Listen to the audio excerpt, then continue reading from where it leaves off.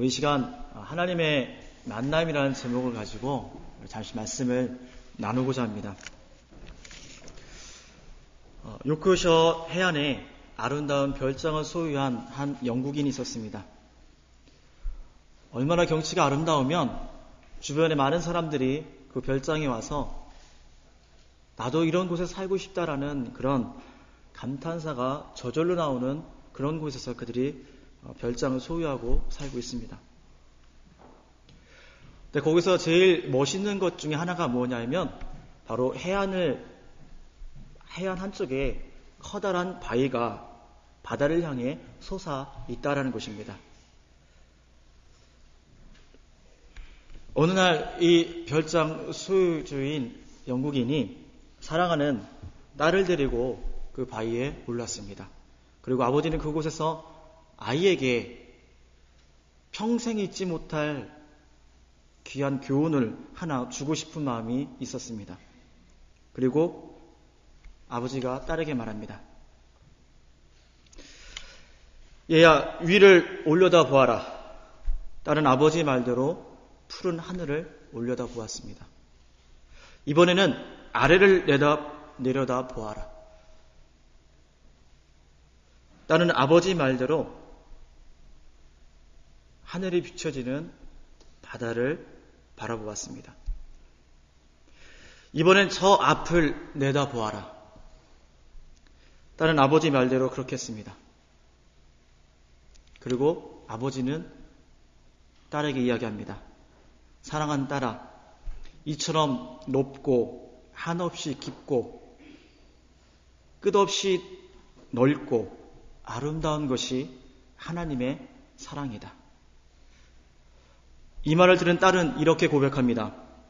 하나님의 사랑이 이처럼 높고 깊고 끝없이 광활하다면 우리는 그 한가운데 살고 있는 것 맞죠? 여러분은 과연 어디에 살고 있습니까? 하나님의 높고 깊고 끝없는 광활한 하나님의 사랑 안에 살고 있습니까? 아니면 세상 한가운데 살고 있습니까? CF 중에 이런 것이 있습니다. 사랑한다면 모르세요? 사랑한다면 모르시는구나. 사랑한다면 카페라테처럼 그래서 커피 선전하는 게 있습니다. 그러면서 사랑은 뭐 하는 거다? 몰라요? 표현하는 거다. 표현하는 거잖아요. 그죠? 커피 주면서 그러잖아요. 사랑한다면 카페라테처럼.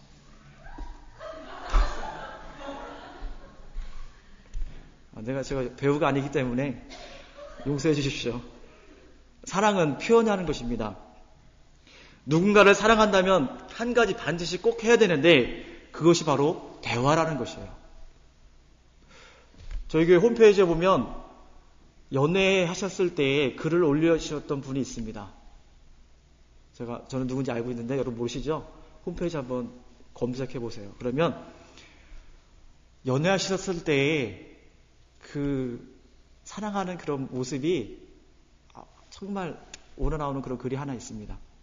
꼭 한번 찾아보세요. 근데 그분이 요즘에 글을 안 올리시더라고요.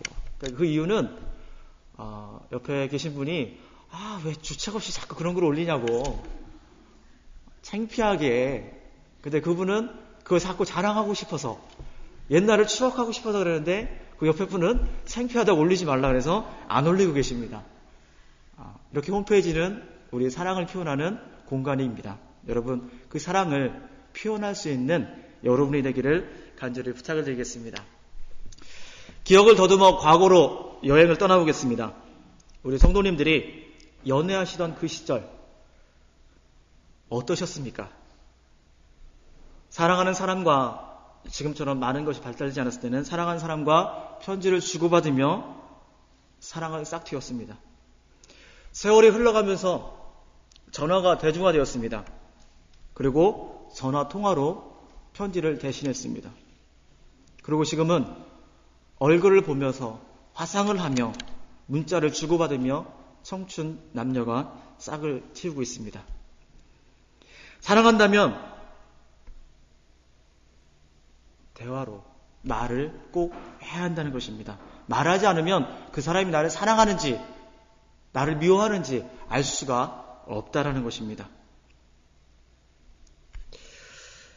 여기 나를 너무나도 사랑하는 한 분이 있습니다. 그분은 바로 하나님이라는 것입니다. 하나님은 우리를 사랑하기 때문에 우리를 향해서 사랑의 언어를 속삭이기를 원하고 계십니다. 우리도 마찬가지 주님을 사랑하기 때문에 어떤 방법이든 동원해서 주님 앞에 사랑합니다 고백하기를 원하고 있습니다. 우리가 하나님을 찬양하고 기도하고 예배하는 것, 이 모든 것이 우리가 오늘도 주님을 사랑합니다 고백하는, 하나님을 향하여 내가 사랑합니다 외치는 모습이라는 것입니다. 그렇다면 하나님이 우리를 향해서 어떻게 사랑을 속삭이기를 원하고 있는지 우리가 알아야 된다는 것입니다. 그래야 혼자 하는 사랑이 아닌, 혼자 하는 짝사랑이 아닌 서로 쌍방이 좋아하는 진정한 사랑을 나눌 수 있다는 것입니다. 오늘 성경에는 사무엘의 어린 시절의 이야기가 기록되어 있습니다. 그는 어렸을 때부터 하나님 앞에 자랐습니다. 어머니 한나의 서원대로 그는 엘리 제사장의 제사장 수업을 받으며 그 어린 시절을 보냈습니다. 어느 날 그에게 하나님의 말씀이 들려옵니다. 하나님께서 사무엘을 부르자 사무엘은 엘리 제사장이 자기를 부르는 것으로 착각하여 엘리 제사장에게 달려갑니다. 그러나 엘리 제사장은 부르지 않았다 해서 3번씩이나 왔다 갔다 하는 것을 보게 됩니다. 엘리 제사장이 부르지 않았는데 사무엘을 자꾸 오니까 이것이 하나님께서 부르는 음성이구나. 제사장은 늦게 깨달았습니다. 그리고 사무엘에게 가르쳐줍니다. 여호와여 말씀하옵소서 주의 종이 듣겠나이다. 말씀 앞에서 준비된 모습을 이 제사장 엘리는 사무엘에게 가르쳐 주었습니다. 사무엘은 하나님의 말씀을 듣기 위한 모든 준비를 마치고 하나님의 음성을 들었다는 것입니다. 예수님을 믿는 사람이라면 가장 큰 고민이 모르긴 해도 나는 왜 다른 사람들처럼 하나님의 음성을 제대로 듣지 못할까?